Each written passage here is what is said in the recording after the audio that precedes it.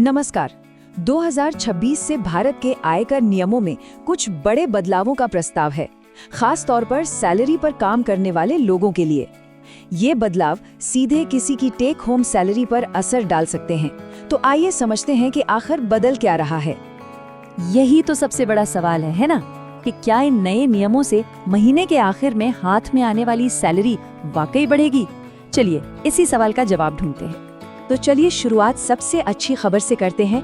कुछ ऐसे बड़े बदलाव प्रस्तावित हैं जिनसे टैक्स में अच्छी खासी बचत हो सकती है। देखते हैं कि वो कौन से हैं। सबसे पहला और शायद सबसे जरूरी बदलाव हाउस रेंट अलाउंस यानी HRA से जुड़ा है। देखिए, पहले सिर्फ दिल्ली, मुंबई, चेन्नई और कोलकाता में रहने वालों को अपनी सैलरी के 50% तक HRA छूट मिलती थी, लेकिन अब इस लिस्ट में 4 और बड़े शहर जोड़ दिए गए हैं: बैंगलोर, हैदराबाद, पुणे और अहमदाबाद। इसका सीधा मतलब है कि इन शहरों में रहने वाले लोग अब पहले से कई ज्यादा टैक्स बचा पाएंगे। चलिए इसे एक उदाहरण से समझते हैं। मान लीजिए पुणे में किसी की सैलरी 50,000 रुपए महीना है। पुराने नियम के हिसाब से उन्हें 40% की छूट मिलती थी, लेकिन नए नियम के तहत उन्हें 50% की छूट मिलेगी, यानी सीधे सीधे उनके 5,000 रुपए और टैक्स फ्री हो जाएंगे। अब आते हैं बच्चों के एजुकेशन अलाउंस पर, और यहाँ जो बदलाव है वो तो सच में चौंकाने वाला है। ये एक बहुत बड़ी छलांग है। पहले ये लिमिट सिर्फ 100 रुपए प्रति बच्चा प्रति माह थी, जिसे अब 30 गुना बढ़ाकर 3,000 रुपए करने का प्रस्ताव है। तो इसका असल मतलब क्या हुआ? इसका मतलब है कि 2 बच्चों वाला परिवार अब हर साल 72,000 रुपए की एक्स्ट्रा इनकम पर टैक्स छूट ले सकता है। ये मिडिल क्लास परिवारों के लिए एक बहुत बड़ी राहत की बात है। ठीक एजुकेशन अलाउंस की तरह ही हॉस्टल अलाउंस में भी जबरदस्त बढ़ोतरी हुई है। जिन माता पिता के बच्चे हॉस्टल में रहते हैं, उनके लिए ये लिमिट 300 रुपए महीने से बढ़ाकर सीधे 9,000 रुपए महीना कर दी गई है। इस बदलाव का असर बहुत बड़ा है। सिर्फ एक बच्चा जो हॉस्टल में रहता है, उसके लिए अब सालाना 1,08,000 रुपए की रकम टैक्स फ्री हो जाएगी। बढ़ते हुए एजुकेशन के खर्चों को देखते हुए ये वाकई में एक बहुत बड़ा फायदा है। फायदों की लिस्ट यहीं खत्म नहीं होती। कुछ और भी छोटे लेकिन जरूरी बदलाव हैं जो इन नए नियमों का हिस्सा हैं। आइए उन पर भी एक नजर डालते हैं। अगर कोई अपने एम्प्लॉयर से छोटा मोटा लोन लेता है तो उसके लिए भी एक अच्छी खबर है।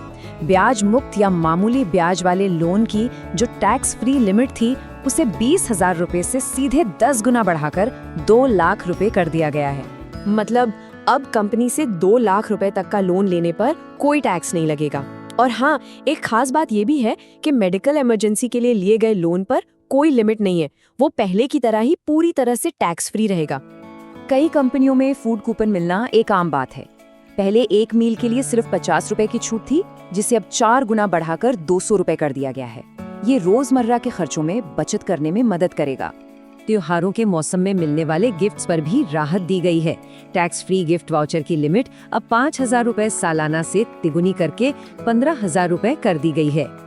अच्छा, आने जाने के खर्चों के लिए जो ट्रांसपोर्ट अलाउंस मिलता है, उसकी छूट की ऊपरी सीमा को भी काफी बढ़ा दिया गया है।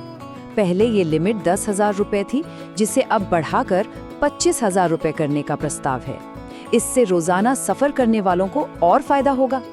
अब तक तो हमने सिर्फ फायदों की ही बात की, लेकिन एक सही नजरिया रखने के लिए ये जानना भी जरूरी है कि एक नेगेटिव बदलाव और कुछ नई शर्तें भी लाई जा रही हैं। तो यहाँ एक ऐसा बदलाव है जहाँ टैक्स का बोझ बढ़ रहा है। अगर कोई कर्मचारी कंपनी की दी हुई कार और ड्राइवर की सुविधा लेता है, तो अब उस पर लगने वाला अनुमानित टैक्स काफी बढ़ जाएगा। जैसा कि आप देख सकते हैं, टैक्सेबल अमाउंट हर कैटेगरी में दुगने से भी ज्यादा हो गया है। HRA छूट का दावा करने के लिए नियमों को और सख्त किया जा रहा है। अब से कर्मचारियों को अपने मकान मालिक की पूरी डिटेल्स देनी होगी, और साथ में ये भी बताना होगा कि मकान मालिक कोई रिश्तेदार तो नहीं है। इसका मकसद सिर्फ पारदर्शिता बढ़ाना है। एक और बड़ा बदलाव है टैक्स फॉर्म्स का आधुनिकीकरण। जिन फॉर्म 16 और 26 AS से हम सब वाकिफ हैं, उनकी जगह अब नए और ज्यादा डिटेल्ड फॉर्म 130 और 16H लेंगे। इसका उद्देश्य पूरी प्रक्रिया को और बेहतर बनाना है। तो इन सभी बदलावों का निचोड़ क्या है? आइए फटाफट देखते हैं कि सैलरी पाने वाले लोगों के लिए इसके मुख्य मायने क्या हैं। संक्षेप में कहें तो ज्यादातर टैक्स फ्री अलाउंस बढ़ाए गए हैं, जिससे कई लोगों की करमुक्त आय बढ़ेगी। सबसे ज्यादा फायदा बच्चों वाले परिवारों को और उन 4 नए शहरों में एचआरए का दावा करने वालों को होगा। वहीं दूसरी तरफ कंपनी की कार इस्तेमाल करने पर टैक्स बढ़ गया है और एचआरए क्लेम करने के लिए नियम पहले से ज्यादा सख्त हो गए हैं। और अब सबसे जरूरी बात, देखिए ये समझना बहुत जरूरी है कि ये सारी जानकारी सिर्फ प्रस्तावों पर आधारित है। जब तक सरकार आखिरी नियम लागू नहीं करती तब तक इनमें बदलाव हो सकते हैं। इसलिए कोई भी फाइनेंशियल फैसला लेने से पहले हमेशा ऑफिशियल सरकारी सर्कुलर से जानकारी को वेरीफाई करना जरूरी है। और आखिर में एक सवाल सोचने के लिए, इन सभी प्रस्तावित बदलावों में से वो कौन सा बदलाव है जो किसी वेतनभोगी व्यक्ति की सैलरी पर सबसे बड़ा और पॉजिटिव असर डाल सकता है?